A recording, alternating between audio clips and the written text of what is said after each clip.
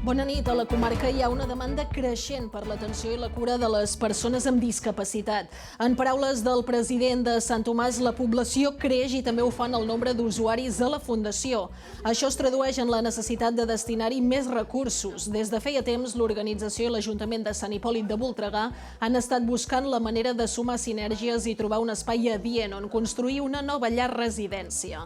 Finalment, al mateix centre ocupacional del carrer Hospital s'ubica aquest espai, que té capacitat per a 10 persones, 7 de les quals són del Voltreganès. Aquest dissabte, durant la inauguració, alguns dels residents que en faran ús van poder passejar per les noves instal·lacions i conèixer la que serà casa seva d'aquí a poques setmanes.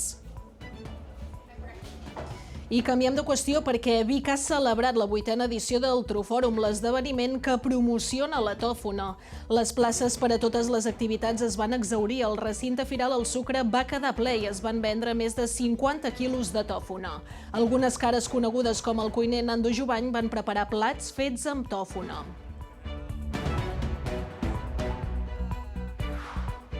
45 anys celebrant el Carnaval. Centelles va acollir aquest dissabte 23 colles i més de 1.000 participants. El Triquet en comparses i el Zepo i Taitaí en carrosses van ser les guanyadores. La rua va acabar, com ja és habitual, amb el ball de fi de festa al pavelló.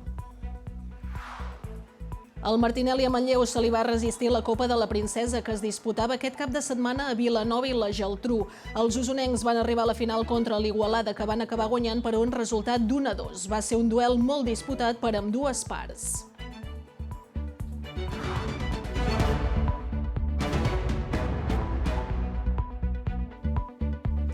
Abans havia sigut una escola, després el casal d'avis i ara l'edifici del carrer Hospital de Sant Hipòlit de Voltregà acull el centre ocupacional de Sant Tomàs i la nova llar residència. Té una capacitat per a 10 usuaris, 7 dels quals són del Voltreganès.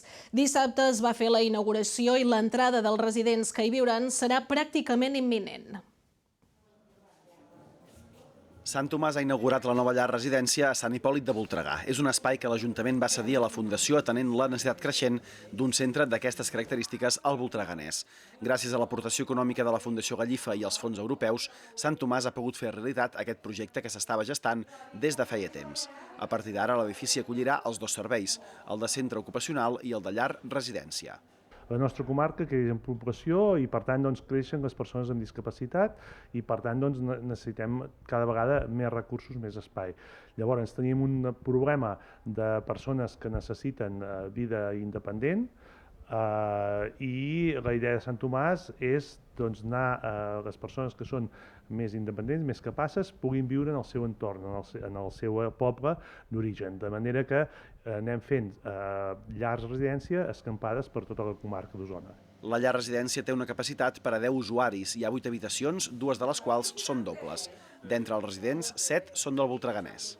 Pensem que les persones aquí poden tenir una vida digna. A més, això és molt cèntric a dintre del poble, o sigui, les persones que viuran aquí podran sortir, anar-se'n al centre, podran conviure en la seva comoditat de sempre.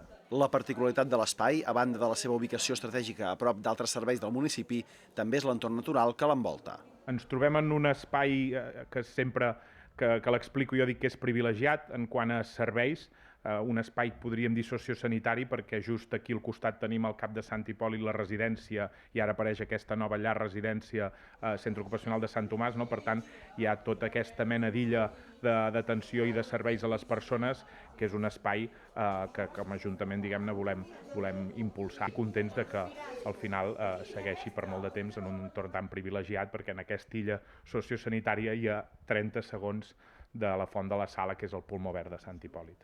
Feta la inauguració amb la presència d'algunes de les persones que en faran ús, la seva entrada serà pràcticament imminent. De cara a les pròximes setmanes, usuaris de Sant Tomàs passaran a viure a la nova llar residència de Sant Hipòlit.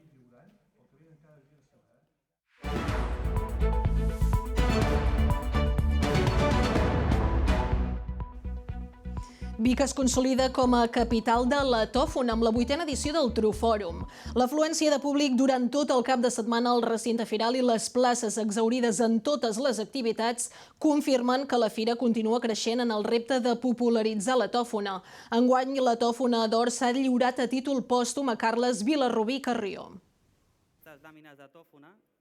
Que Vic vol liderar el relat de la tòfona és un fet que ha quedat clar amb la 8a edició del Trufòrum, que ha superat amb nota les expectatives amb una notable afluència de públic al recinte firal i places exhaurides a totes les activitats. Ho avalaven també els 50 quilos de tòfona fresca triada i seleccionada que van poder vendre les 9 associacions d'arreu de l'estat espanyol o els més de 250 esmorzars que diumenge va servir al col·lectiu Osona Cuina. La idea és això, anar generant aquell relat de que som un país productor de tòfona, que estem amb més de 7 tonelades ja de tòfona negra, de qualitat, i ara, poquet a poquet, el que hem d'anar fent, amb la feina del Trufòrum i altres activitats, és donar a conèixer el producte.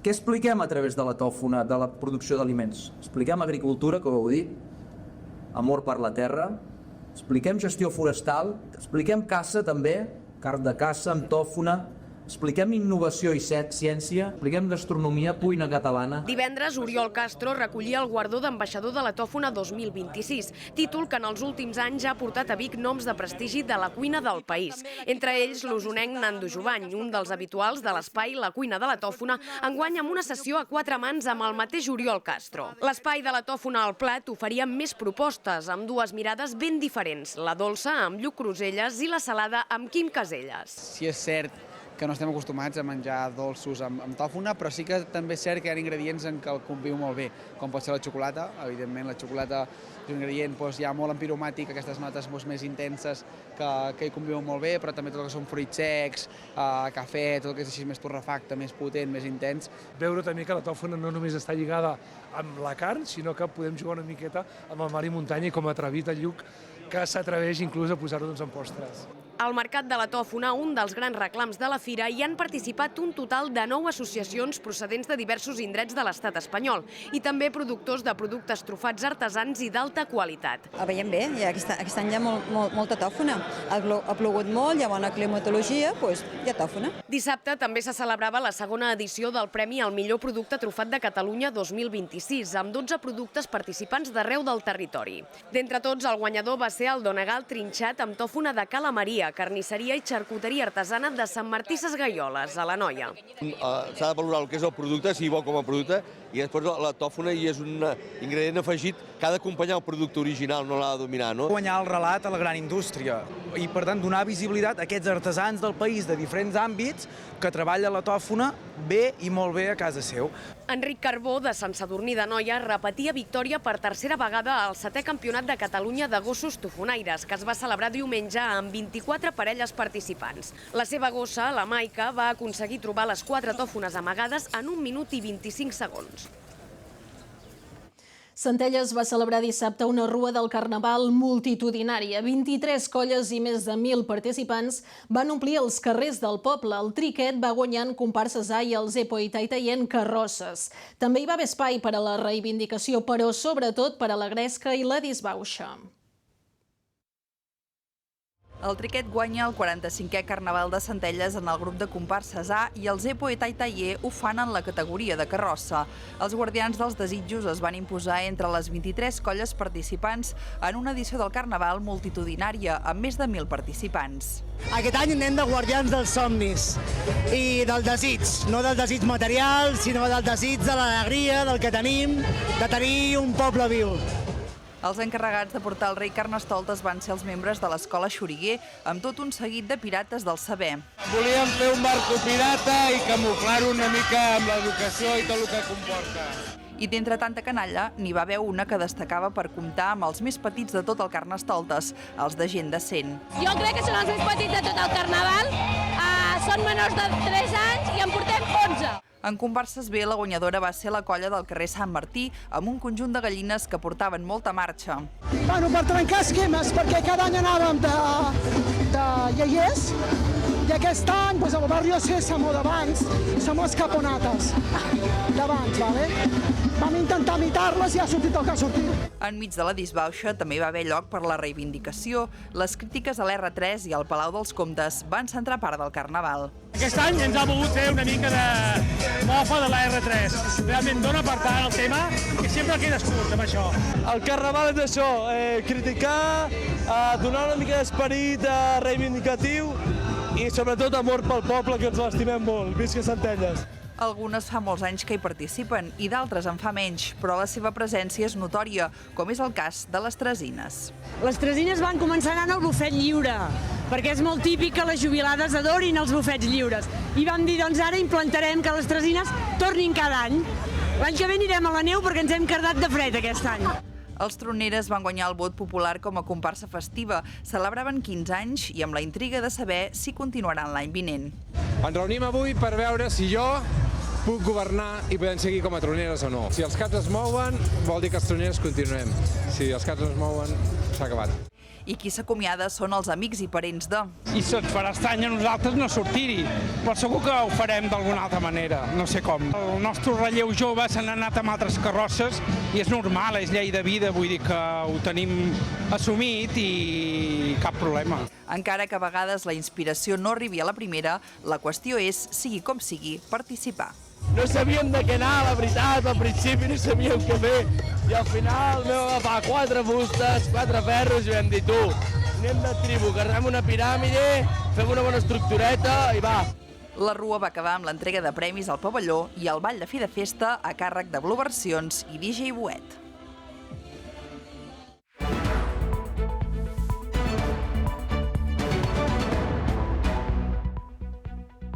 I comencem els esports a Vilanova i la Geltrú. Durant tot el cap de setmana es va celebrar la Copa de la Princesa amb la presència de 2 equips de l'hoquei plata usonencs. El Martinelli a Manlleu va perdre per la mínima contra l'Igualada a la final. Els de Jordi Boada s'enfrontaven a un equip invicte al grup sud de l'hoquei plata. Uns i altres van estar molt actius a la primera part i l'Igualada va marcar el primer a través d'Àlex Cardil, que va aprofitar un mal tir per fer el 0-1 a la contra. Abans del descans, Nil López empatava amb un tir potent i col·locat, amb l'ajuda del pal. Al final, quan tot feia pensar en una possible pròrroga, va arribar l'1-2 de Cardil, que va culminar a una bona acció de Biel Llanes per marcar el gol de la victòria. El Manlleu no es va rendir en els pocs minuts que faltaven, però van ser incapaços de veure porteria de nou jugant, fins i tot sense porter. Un triomf que va caure del bàndol del filial de l'Igualada, que aixecava així un títol d'allò més lluitat per un i altre equip durant tot el cap de setmana. M'agradaria haver guanyat, però bueno, s'han fet les coses bé, crec que hem fet un bon joc, crec que és un equip molt treballat, van amb ritme d'Oc Lliga, a nosaltres encara ens falta una miqueta, però crec que hem treballat, crec que la nostra afició pot estar orgullosa de nosaltres i nosaltres també estem orgullosos d'ells. El hoquei és un joc de detalls, al final no se'ns ha donat, però això, crec que hem fet un molt bon partit i crec que hem fet una molt bona eliminatòria. Des de l'arribada de Jeffer Rovira, el club Patí Voltregà només coneix la victòria. Aquest cap de setmana van superar el Xum Massanet gràcies a un gran inici de la segona meitat, que els va permetre endur-se el partit amb solvència. Segon partit de Jeffer Rovira a la banqueta del Voltregà i segona victòria. L'equip es va imposar amb claredat al Xum Massanet per 5-2 amb una gran exhibició ofensiva. El duel va començar amb bon peu pels interessos usonencs. Encara no s'havien disputat els 5 primers minuts, quan Jordi Burgaia va posar els seus per sobre el marcador, inventant-se un gran recurs per definir. El Voltregà era superior davant d'un Xum que buscava sorprendre el contraatac. Els de Jeffer Rovira gaudien d'accions de més perill, però la falta d'encert els allunyava del segon gol. L'equip perdonava i ho va acabar pagant. A falta de menys de 10 minuts pel descans, Hernández aconseguia colar la bola amb certa fortuna dins la porteria de Codony. A la represa, el Voltregà va aconseguir solucionar la falta d'eficàcia als 2 minuts de la segona meitat, quan Arnau Canal posava el 2-1 amb un potent xut llunyà. I al cap de poc, el mateix Canal aprofitava un refús dins l'àrea per ampliar distàncies. Aquest bon inici va donar ales i confiança a un Voltregà que va gaudir dels millors moments del partit. I malgrat que encara restava un quart d'hora de joc, els de Jeffer Rovira van aconseguir sentenciar el partit amb 2 gols consecutius més. Primer, Humbert Serra era l'encarregat de fer pujar el quart al marcador, aprofitant una gran passada de Burgaia. I després, Moles s'afegia a la festa. Iniciat amb ganes d'anar per la victòria, vull dir que la primera part hem disposat de diferents opcions per marxar del marcador, però no ha pogut ser així, sí que ens hem avançat i ells ens acaben marcant i ens anem a la mitja part amb 1-1 i penso que en línies generals potser mereixem algun gol més nosaltres. Vull dir, la segona part l'hem encarat de la mateixa manera, de ser agressius, intensos, de que el rival no es sentís còmode, d'anar pel partit. I en la segona part hem tingut l'encert que no hem tingut a la primera i amb un bon tram de partit hem pogut encarrilar amb 4 gols seguits que després ens ha ficat el partit molt més fàcil. A pocs segons del xiulet final, Joan Picard, pels visitants, va anotar el 5-2 definitiu. El següent partit d'Hoquei Lliga, l'equip visitarà la pista del Cerdanyola. També va haver-hi relleu a la banqueta del Voltregà femení. Aquest cap de setmana va debutar el nou entrenador Xevi Cabanes i ho va fer amb victòria davant el club patí Les Rozas. Les usonenques van ser clarament superiors. Xevi Cabanes va debutar amb victòria a la banqueta del Cata Voltregà. Les voltreganeses van ser superiors i van generar moltes ocasions, però els va costar marcar davant d'un equip inferior que, tot i això, sempre va estar dins del partit. Els primers minuts van ser clarament del Voltregà, amb una Joana Comas molt activa en atac i amb un equip local que perdia ràpidament la bola davant la pressió de les de Cabanes. El domini i la superioritat van tenir recompensa al minut 15, amb el gol de Paula Vilamala després d'un xut llunyà. Tot i les oportunitats, les voltreganeses no van poder ampliar la distància. Els primers minuts de la represa, l'equip de les Rozas va sortir més fort, però tot i així les accions de més perill de l'inici del segon temps van ser per un Voltregà que a poc va tornar a controlar el partit i el domini. Malgrat el control local, les Rozas va empatar a 11 minuts del final. El Voltregà va trobar el gol de la victòria en una jugada de Joana Comas que no va donar la bola per perduda. Quedaven 8 minuts i si algun equip va poder tornar a marcar, aquest va ser el Voltregà, però l'electrònic ja no es va veure més. El Voltregà va saber patir i va aconseguir així 3 punts molt importants en l'estrena de Xevi Cabanes a la banqueta. Les noies estan somrient, estan alegres, es disfrutaven a la pista, hem patit, evidentment. Era un partit que era complicat. Hi ha una portera contrària que ho fa molt bé, que només va als partits de casa i avui s'ha presentat aquí i a posar-nos-ho difícil, però bueno, ho hem tirat endavant, hem generat ocasions, hem arribat a porteria. Estic content per això, que n'hem generat, hem arribat, un 5-1, per exemple, que ha estat un resultat potser just, o 5-0, et diria, perquè al final ve d'un error nostre el seu gol, que l'aprofiten bé, però jo molt content, a nivell defensiu també, a nivell d'actitud un 12 i que molt content. Un cop acabat el partit, les jugadores dels dos equips van rendir homenatge a Maria Anglada. La jugadora, que va penjar els patins al mes de desembre, va rebre una samarreta amb el seu dorsal, el 9, i l'homenatge va continuar amb el partit del primer equip masculí contra el Xum, on el president del club li va fer entrega d'un ram de flors. El Manlleu, en canvi, no va poder sumar punts a casa contra el Bigues i Riells. Les visitants es van avançar en 4 ocasions i tot i que les jugadores de Maria Díez van aconseguir empatar el marcador 3 vegades, no van poder igualar el quart i definitiu gol de les vallesanes. El Martinelli a Manlleu va lluitar durant tot el partit, igualant fins a 3 ocasions al marcador, però va acabar caient per la mínima davant el Bigues i Riells. El tram inicial del partit va ser elèctric. En només 3 minuts ja s'havien vist 3 gols. El Bigues es va avançar al marcador després d'un llançament des de la llarga distància que va desviar lleugerament Illa. Blanca Engrill es va plantar sola a camp rival amb un gran control orientat i va fer l'empat amb un xut potent. I Borràs es va colar dins l'àrea per superar Abril Alonso amb l'ajuda del pal i sense massa angle per transformar l'1-2. Al minut 5, Engrill va errar un penal. La manlleuenca, però, es va refer després d'assistir Felamini per fer el 2-2. Després d'aquest gol, el duel va entrar en una fase d'anada i tornada, amb diversos atacs per part dels dos conjunts. A la recta final de la primera meitat, Felamini va tornar a disposar d'una ocasió clara davant la portera rival, però no va estar encertada. La segona meitat va arrencar amb més pausa i el marcador no es va moure fins al minut 42, quan Serra, des de dins de l'àrea, va estavellar una pilota al travesser que va acabar creuant la línia de gol. L'alegria del Bigues va durar només un minut, ja que Garciolo, amb un xut potent des del cantó dret, va tornar a igualar el partit. Poc després, Illa va provar sort amb un llançament llunyà que va rebotar al pal i va acabar entrant al fons de la xarxa.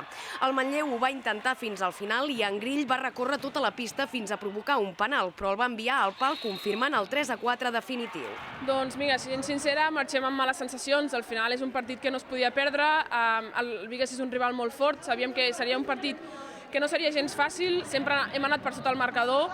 És un partit que hem d'aprendre dels errors, sabem que hem fet errors, sabem que no tots els partits són perfectes i a seguir treballant, confiant en l'equip, confiant en el projecte, que per molt que haguem perdut un partit i haguem fallat moltes oportunitats, hem de seguir. Al final l'altre equip també juga, no? I avui ens han guanyat. Amb aquest resultat, el Manlleu es va quedar estancat a la 6a plaça.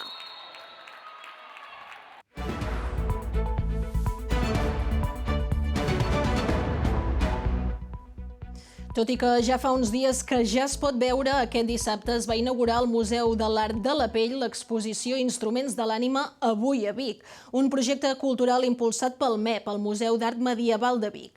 Es tracta d'una prolongació de l'exposició Instruments de l'Ànima, Matèria i Esperit a la Catalunya medieval. Es podrà veure fins a finals d'abril. No hi ha religió sense objectes. Al llarg de la història, la materialitat ha actuat com a mitjancera entre allò quotidià i allò diví. A Vic, la mediació ha estat especialment cristiana medieval i en el predomini històric del catolicisme. Avui, però, el mapa s'ha diversificat amb noves confessions i pràctiques. Això és el que vol reflectir l'exposició Instruments de l'Ànima avui a Vic, que tot i que fa uns dies que es pot veure al Museu de la Pell, es va inaugurar oficialment aquest dissabte amb la presència de la consellera de Cultura. Sí, va haver-hi a l'edat mitjana uns artistes que van fer aquests objectes i per facilitar, per canalitzar les necessitats espirituals de la gent, dir quin paper té l'artista contemporani avui, aquí, per treballar amb les comunitats i aquestes necessitats que també poden tenir. I aquí ha vingut tot aquest procés de cocreació entre artistes i les diferents comunitats. Ens convida a reflexionar sobre què són, què poden ser els anomenats instruments de l'ànima en el present. Al llarg dels segles, aquests instruments han servit per establir ponts entre el món material i el món espiritual. L'art és així, presents en un ampli ventall de tradicions religioses. Avui podem redescobrir-los des d'una mirada contemporània. I sobretot aquesta exposició ens interpel·la per rumiar sobre les singularitats de cada país. L'exposició impulsada pel MEP, el Museu d'Art Medieval de Vic, reuneix 5 obres d'art contemporani que reflexionen sobre el significat actual dels instruments de l'ànima. S'ha fet a través d'un treball col·laboratiu en què s'han explorat els elements compartits per diverses tradicions espirituals, com el so, la llum, els rituals, els llibres sagrats i els espais de culte. Es tracta d'una segona part de la mostra Instruments de l'Ànima, Matèria i Esperit a la Catalunya medieval. Tot plegat va acompanyat d'activitats paral·leles i es podrà veure fins al 26 d'abril. I fins aquí el repàs informatiu d'aquest dilluns, marcat en bona part per tota l'actualitat del cap de setmana. Tornem demà. Bona nit.